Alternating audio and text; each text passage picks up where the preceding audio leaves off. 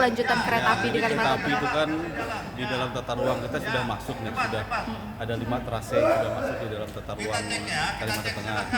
Langsung salah satunya ya dari Curug Jahu melalui Bangkuang sampai dengan Batandu. Nah, ini kan dulu memang sudah ada proyek strategis nasional yang masuk, cuman karena dinamika di lapangan cukup tinggi sehingga itu belum bisa berlanjut dengan baik. Tapi hari ini Pak Gubernur juga sudah menyampaikan untuk melakukan penjajakan kembali terkait pembangunan kembali trase yang itu.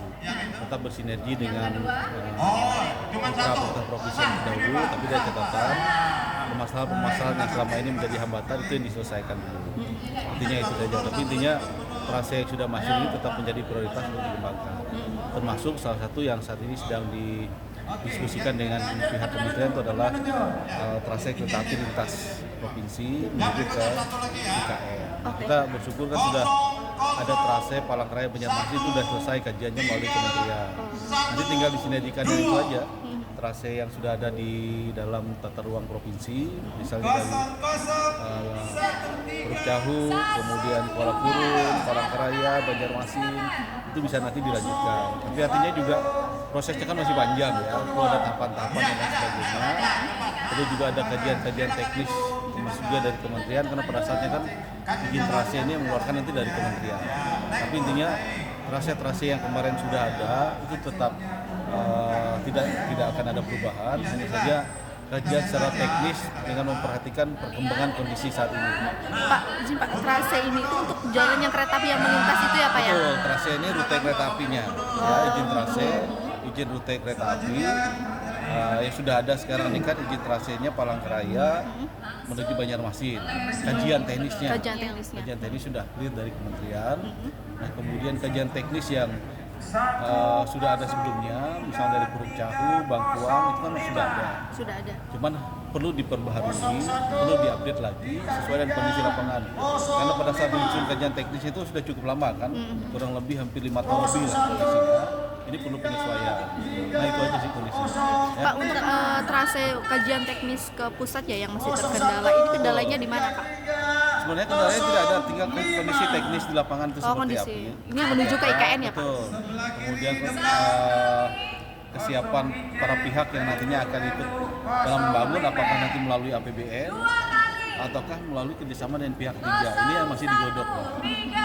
Pak, izin Pak, untuk fungsi daripada kereta api ini nantinya Pak kan ada 5 trase ya Pak ya, itu apa Pak? Jadi yang diprioritaskan pertama sekarang ini kan untuk angkutan barang, tapi tetap bisa dikombinasikan dengan angkutan penumpang. Karena yang cukup mendesak sekarang ini kan angkutan barang, karena juga alternatif untuk memecah angkutan skala besar yang masih ada melintas di jalan-jalan umum ataupun jalan negara yang ada di provinsi Kalimantan. Pak, untuk mulai pembangunan Pak mungkin tahun berapa Pak ini kira-kira Pak? Kalau untuk mulai pembangunan saya belum berani memberikan kepastian ya, tapi yang pasti kemarin sudah ada pertemuan awal dengan pihak ketiga yang kemarin berkeinginan untuk melakukan pembangunan trase kereta api itu sudah bertemu. Kita minta mereka kajian teknis yang ada silahkan diupdate, kemudian hambatan-hambatan selama ini silahkan diminimalisir kembali, diinventarisir, karena minimalisir permasalahannya ada. Kita tinggal menunggu dari mereka kapan kesiapan mereka untuk melalui pembangunan. Berarti untuk kereta api ini tetap dilanjutkan ya Pak ya? Tetap. Tapi untuk kondisi geografis dari Kalimantan Tengah sendiri Pak, kayak lahan gambut dan lain sebagainya itu bagaimana Pak? Dari hulunya itu kondisi tanah kan non gambut kan, tanah mineral lah, tapi berbukit. Nah yang cukup berat itu adalah di hulunya, karena di hulunya misalnya mulai dari Bangkuang ke Batandu ini kan kita diperhadapkan pada lahan gambut, apalagi di hulunya di Batanjung itu. Makanya ini mereka cek dulu visibility study-nya seperti apa, kelayakannya, kemudian berapa sih biaya yang real betul-betul dibutuhkan untuk membangun itu. Kalau memang dari pihak ketiga tidak masalah. Berbeda kalau melalui APBN ataupun APBD pasti akan memakan biaya yang cukup besar. Berarti pihak ketiga ini pihak perusahaan berarti ya Pak? Kenapa? Pihak ketiga perusahaan. Ya. Bisa konsorsium perusahaan, bisa satu perusahaan yang memiliki modal yang cukup untuk melakukan pembangunan, silakan.